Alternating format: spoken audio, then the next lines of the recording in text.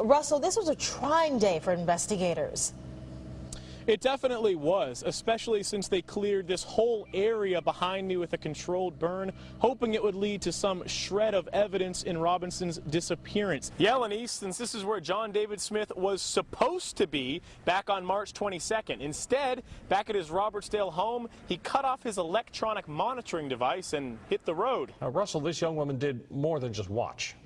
She sure did, Bob and Lenise. Katie Beth Clark didn't just act to save herself either. She says she helped more than dozens of people into a basement, literally scooping children off the street and taking them to safety.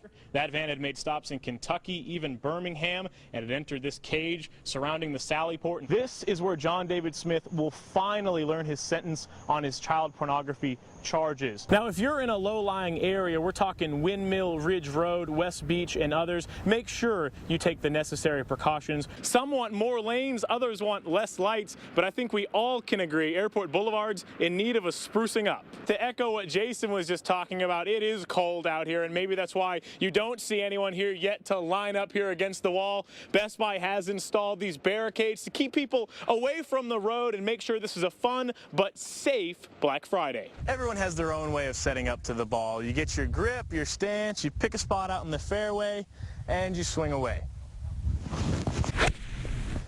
And if you're like me, it usually doesn't go anywhere you wanted it to. But Aaron has his own way of setting up altogether. All these people just excited for the cause of honoring our servicemen and women, and no one knows more about that cause than 92nd Infantry Division President Eddie Irby.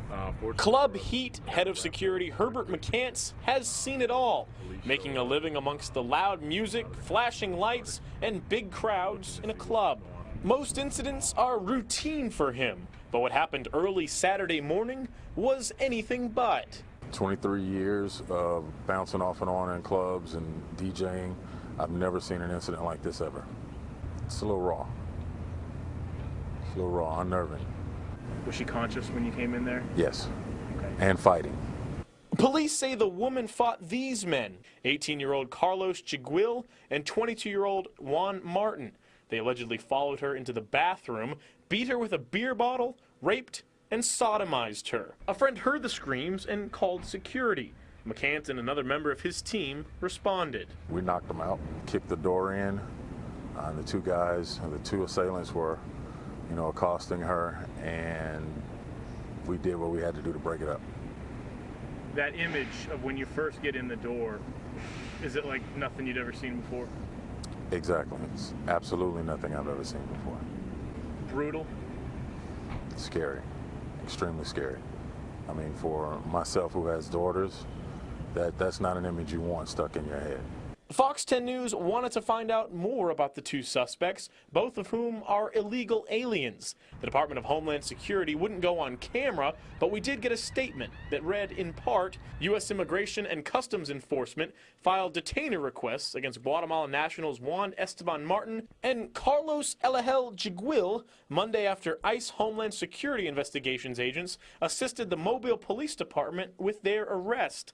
ICE places detainers on aliens arrested on criminal charges to ensure that dangerous criminals are not released from prisons or jails and into communities. Now, in addition to the statement, ICE officials did tell me they haven't had any prior contact with these two suspects. ICE has issued a detainer for the two men. What that means is local law enforcement will have to let ICE know when and if these men are released from custody. So if necessary, the agency can take action. As for McCants, he's not looking for any recognition. He says they were just doing their jobs. There's no commendations necessary. I mean, most of the police officers that showed up we work with or we have worked with, it's a part of the job. There was no commendations necessary. It's what we do. My heart goes out to her, and I thank God that she's still here. McCants went on to say there could be some additional security measures taken at the nightclub, including adding some female bouncers. As for the suspects, they are both being held on no bond. Lenise? James Milstead has lived in the same Pensacola home off North 46th Avenue for about 40 years. He says he used to see no reason to even lock his doors, but not anymore. For some reason at about 1:30, something got my attention, so I took my gun and walked out to the garage. where an elderly man long battling cancer had his worst fears confirmed. Milstead says the suspect was right around here rummaging through his belongings in the storage shed when Milstead came around that corner. It was at that moment the suspect turned to him, and Milstead says he was left with no other option but to pull the trigger. He just kept coming straight at me. To be quite honest, it just scared the stew out of me because I didn't expect there to be anybody there. I can't imagine what he would have done if I hadn't have shot him, because he did not hesitate. He was coming on. I shot him one time because he was coming at me. Once he turned his back to me and I realized I was in no danger anymore, I just let him go. Wounded, the suspect, identified by the Escambia County Sheriff's Office as Daniel Driver, went to a local hospital. After the 19-year-old gave false information, the Sheriff's Office was notified and made the arrest several hours later. But not before Driver allegedly terrified Milstead, who says crimes like this have him losing faith in this area, his home. Now that it has gotten to the point of Escambia County, that if you're going to go out of your home at nighttime, you need to be carrying a gun. I think it's a sad situation. I'm sorry for you young people. I really am.